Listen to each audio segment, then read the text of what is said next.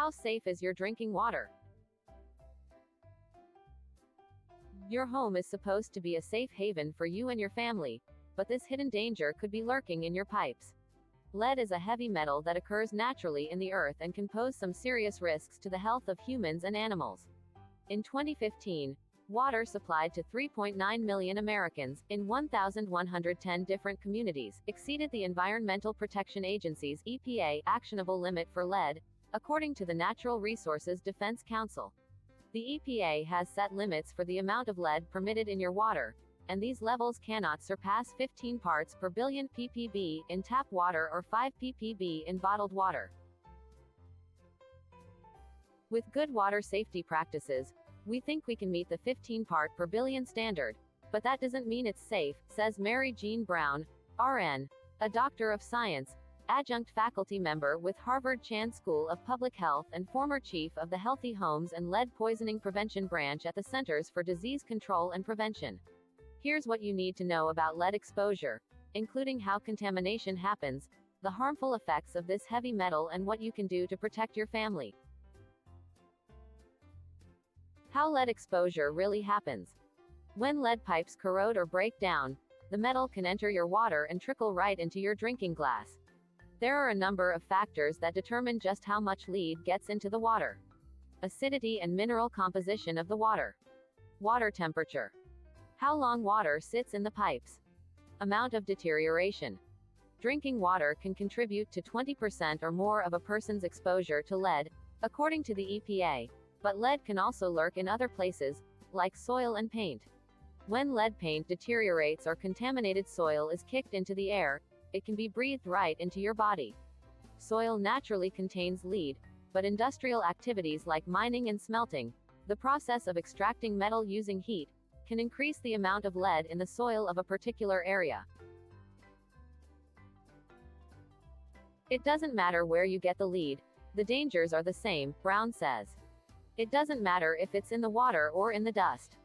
Regardless of how lead enters your body, exposure is harmful, especially for the health of children. And experts agree, there is no safe level of the substance in your body. The damaging effects of this heavy metal.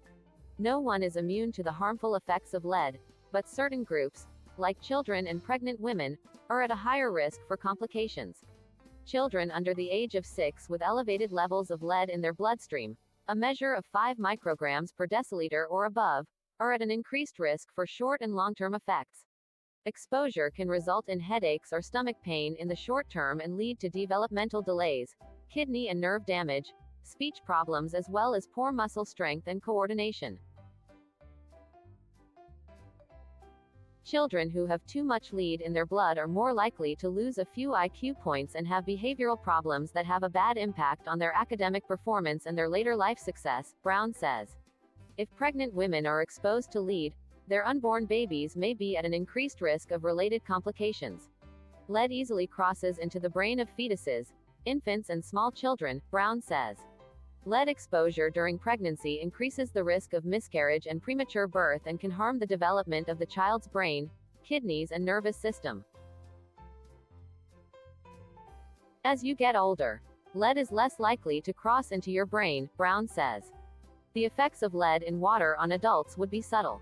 The severity of symptoms is determined by the length and degree of exposure. Lead exposure in adults can lead to an increased risk of hypertension, anemia, hearing loss, irritability, seizures, nausea, constipation, difficulty concentrating. Over time, if lead builds up in the body, even at low levels, it can increase your risk of cancer and heart-related death and all-cause mortality. Testing your water for contamination can help you become more aware of exposure, so you can take action to stop it. How to test your water at home.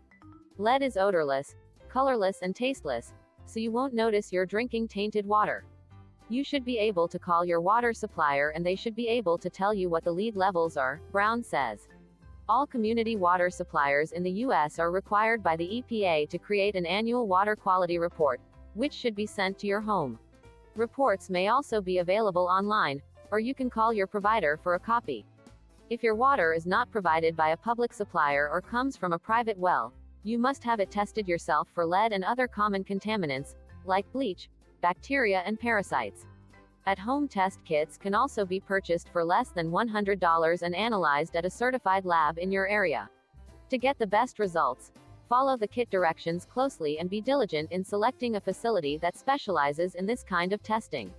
You can find a certified lab by visiting the EPA website or calling the Safe Drinking Water Hotline at 800-426-4791. Before collecting your at-home water sample, Brown recommends allowing water to sit in the pipes for about 8 hours, without turning on sinks, flushing toilets or using the dishwasher or washing machine. After the 8-hour wait period, take the first sample of water that comes from the faucet. There isn't protocol for how often to test your home's water, but if you have lead pipes or suspect corrosion, having it tested annually may be a good idea. If your water tests positive for lead, the EPA recommends flushing the pipes by running the water until it gets cold, anytime the water has been sitting for 6 hours or more, or replacing pipes and plumbing fixtures that contain lead. What you can do about lead in your water. If tests reveal unsafe levels of lead in your water, there are some steps you can take to protect yourself and your family from exposure. If people are concerned about lead in their water and decide they want to get a water filter, they have to get one that's approved by the National Sanitation Foundation, Brown says. If you opt for a water filter, follow the directions carefully and be sure to change the filter as needed. Other tips for reducing exposure to lead from drinking water include using cold water, except for showering or washing laundry. Running water before using for drinking or cooking. Cleaning the screen on your faucet. Unfortunately, lead isn't going anywhere, but becoming aware of the potential dangers can help you avoid subjection to its harmful effects. If you love this video, please like and subscribe to my channel and click the bell icon to get new video updates.